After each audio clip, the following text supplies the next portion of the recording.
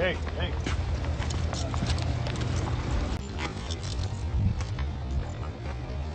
Niggas ain't living like us, B. Might have fucked your bitch. We ain't fucked your bitch on purpose, my nigga. Probably had a little body on, you know, we them boys. We probably done slid up in that, but that's still your bitch, my nigga. We don't want your bitch. You feel me? You niggas ain't living like. And then they charged me, the case I just got out for first degree murder and 2 attempt murders. They charged me with that shit.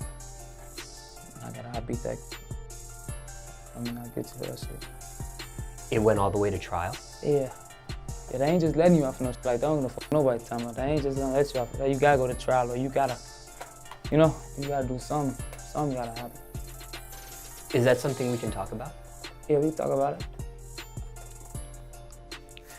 Now, what were you facing if you would have lost in trial?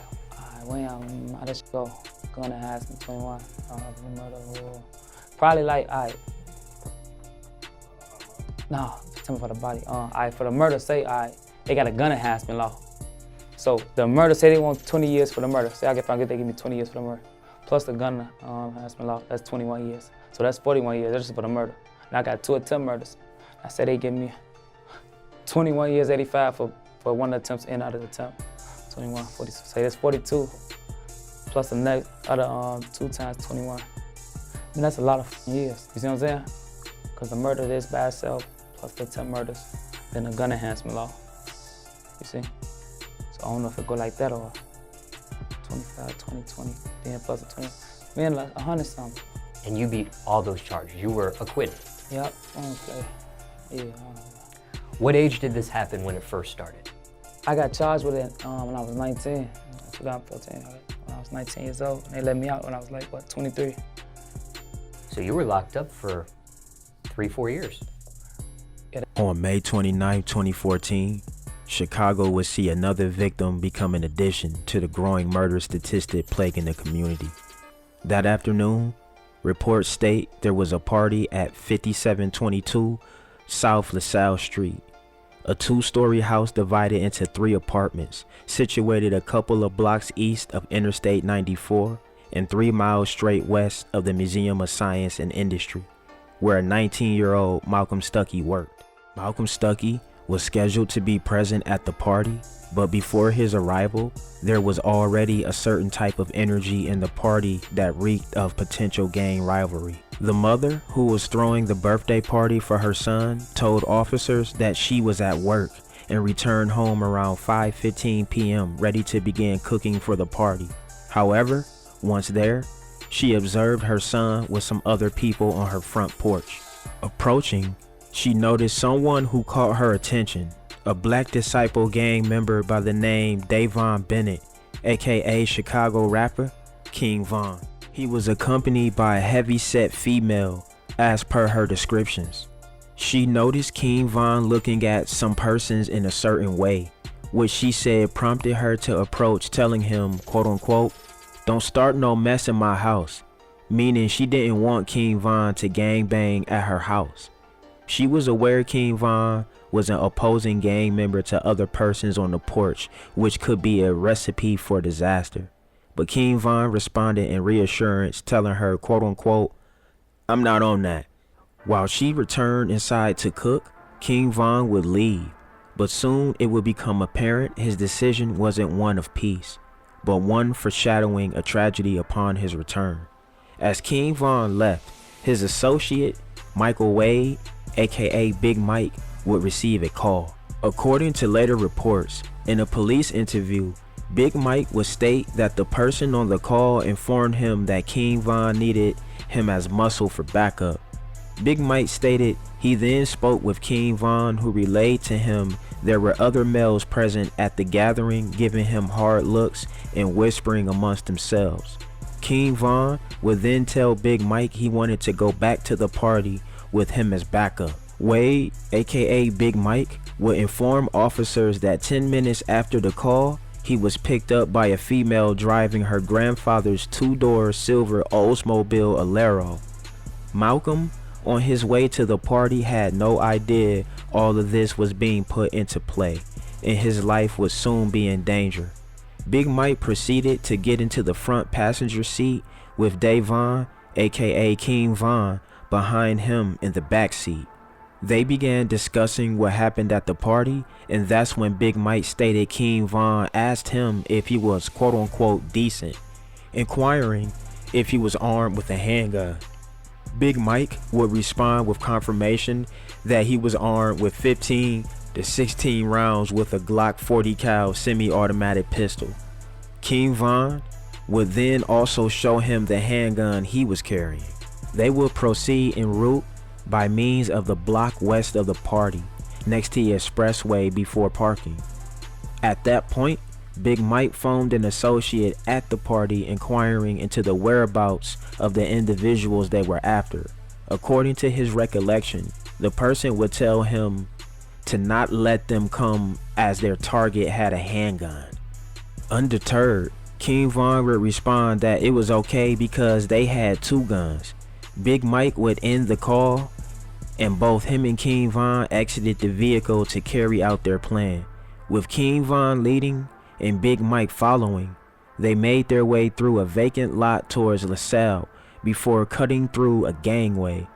Their intent was on catching their rivals, so much so that reports state they weren't even concerned with concealing their faces. Somewhere during this time, King Von would call someone at the party indicating to them that he was returning, but the person would tell him not to come because there were kids playing in the front. King Von would respond telling him he was coming and instructing him to take the kids inside. But by the time he went to warn everyone in front, it was too late. King Von was already nearing his targets. Big Mike would inform officers that as they got to the end of the gangway, he observed a black male with long dreadlocks wearing an orange shirt standing at the mouth of the gangway. They would make eye contact, prompting the person in the orange shirt to turn and begin fleeing. King Von would begin pursuit after him to the front of the house before shots began firing. Malcolm Stuckey, who had just arrived at the party when Bennett, aka King Von, and Michael Wade, aka Big Mike, parked and made their way to the party, stepped outside to the sidewalk to smoke a cigar. He intended to go play basketball before returning to eat the food prepared, but the timing was unfortunately perfectly matched to when King Von chased his rival with dreadlocks to the front and began firing. The rival was firing back while running, and Big Mike stated that by the time he got to the front of the house, a victim, Malcolm Stuckey, was face down on the grass between the sidewalk and street, bleeding out. In the heat of the matter, there was no time to even worry about Malcolm Stuckey as bullets were still flying. Big Mike would observe King Von shooting at another guy while yelling, "Why you running?" Big Mike then joined in, brandishing his firearm and firing 15 to 16 rounds at one of the targets who was running north, hitting his target, causing them to stumble but not fall. Luckily for them, Big Mike's gun was empty, so he turned and ran back through the gangway from which they originally came. Following behind was King Von before running 2 houses over and firing 2 more shots into a vacant lot at one of their rivals laying in the lot. The victim in the car lot was bleeding from the mouth. He was shot in the face and suffered a broken jaw, while the other target suffered a leg shot. With the damage done, Big Mike and King Von made their escape in an waiting vehicle, giving Big Mike the chance to also discard his firearm in Lake Michigan, as documented in his later statement to the cops. Malcolm Stuckey would succumb to his wounds at the crime scene, recorded to have occurred around 6:09 p.m. An autopsy revealed his death was due to multiple gunshot wounds. Documents show bullet trajectories entering his right ear, exiting his neck, and other shots entering his right upper thigh before fragmenting and partially exiting his right inner thigh. He was also wounded in his left upper inner thigh. The other 2 victims who were shot by King Von and Big Mike would survive the attack, but with the wounds of the near-death experience. They were a 23-year-old man who suffered gunshot wounds to the mouth and leg and was taken to John H. Stroger Jr. Hospital of Cook County in serious condition, and a 24-year-old man who took himself to St. Bernard Hospital and Healthcare Center with a gunshot wound to the foot, as stated per police reports. They would inform officers of what happened, one stating that he was struck in his right leg by the gunfire, but he was still able to flee into the lot towards the alley.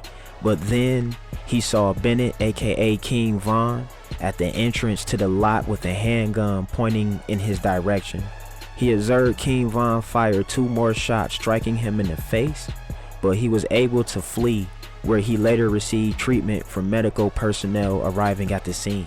With their identity not hidden in the shooting, it didn't take long for Big Mike to be held, and with his information to officers of the entire details of the shooting, King Von's arrest was soon after.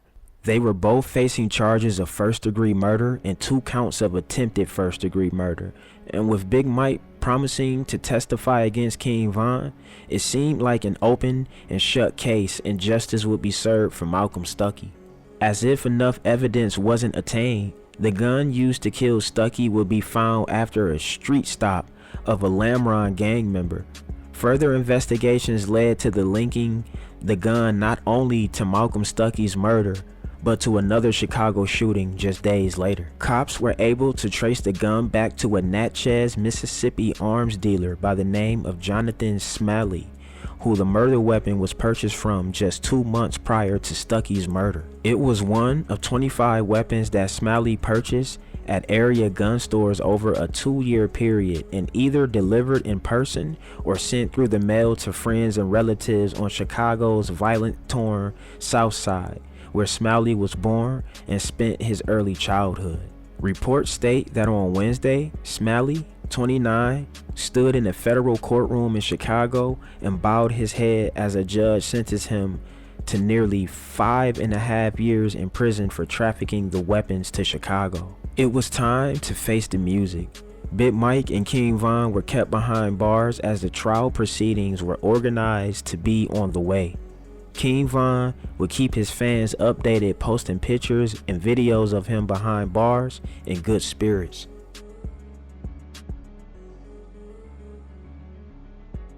From June 2014 to December 2017, King Von was facing trial with the possibility of his freedom being taken away looming over his head.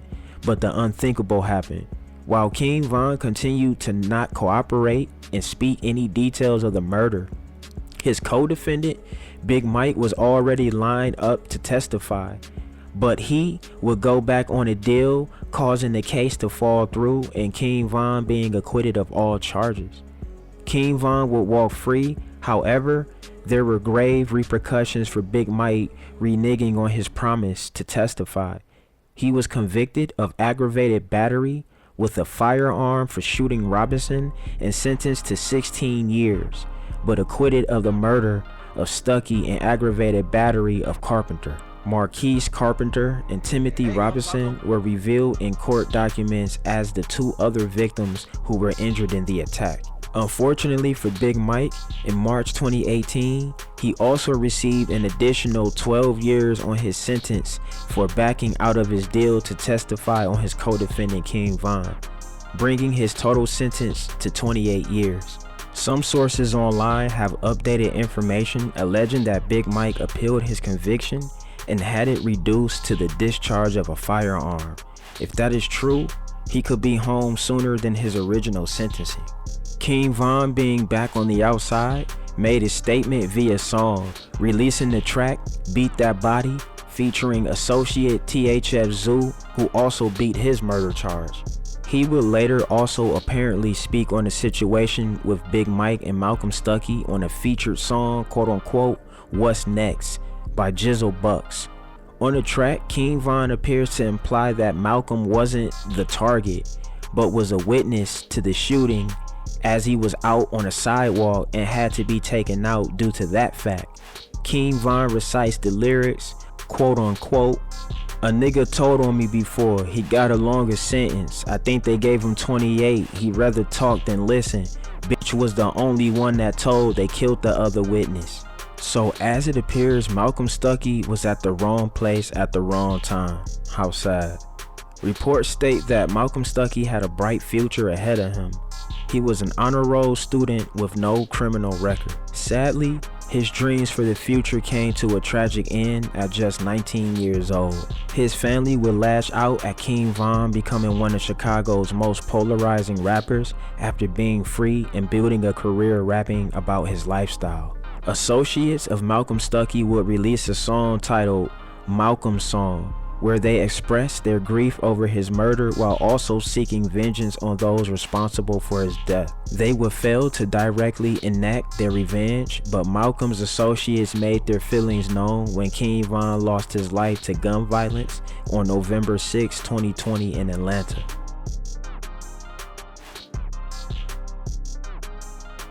A rapper who is among those who were shot and killed in a gun battle in downtown Atlanta, with 3 others dead and injured as well. Atlanta police say the video posted on Instagram appears to show what happened. You can see people scattering last night as shots were fired after the fight outside of the business went out into the street. Responding officers returning fire while trying to intervene in that fight. 11 Live's Natasha Givens has the latest. Well, this is an active crime scene with 2 parking lots partially roped off and GBI investigators still here on scene. This shooting made national headlines as officials confirmed one of the 3 people shot and killed was rapper King Von from Chicago, who was here last night with friends. 2 groups of individuals got into a physical altercation. That physical altercation escalated into an exchange of gunfire. APD says the gun battle took place in 3 different spots near Trinity Avenue, where a total of 6 people were shot. 3 have died. One of them, a rapper Davon Bennett, who goes by the stage name King Von.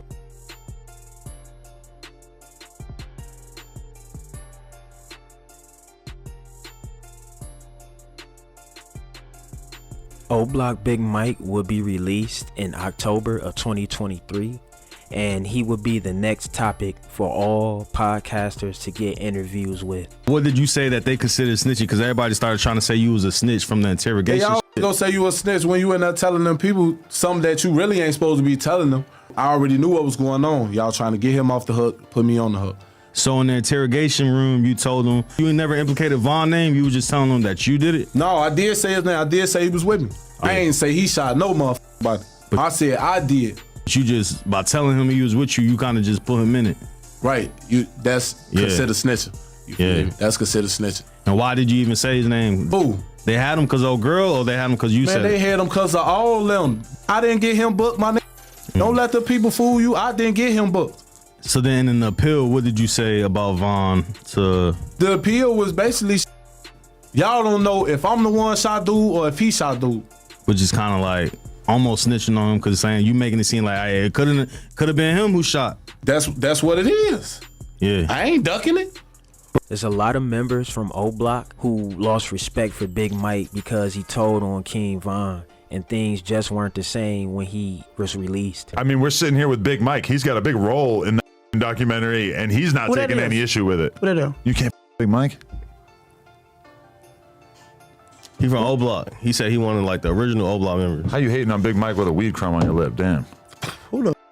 I mean, okay, but He from Parkway? you might not like him. You might not agree with some of his decisions or whatever, but I don't know Big Mike. okay, sure. I never heard him. Like for real, like all bullshit. You got to be outside more. Like than he said, he from. He was Parkway, and you was more O-Block. So like he was the older I was guys. living in Parkway. All right, y'all, there y'all have it. That's another one. Hey man, drillers and trappers, you know what it is. We out here trapping and drilling on the road to 31K. Let's get it in, y'all. Don't go nowhere. Watch that next video. Gang!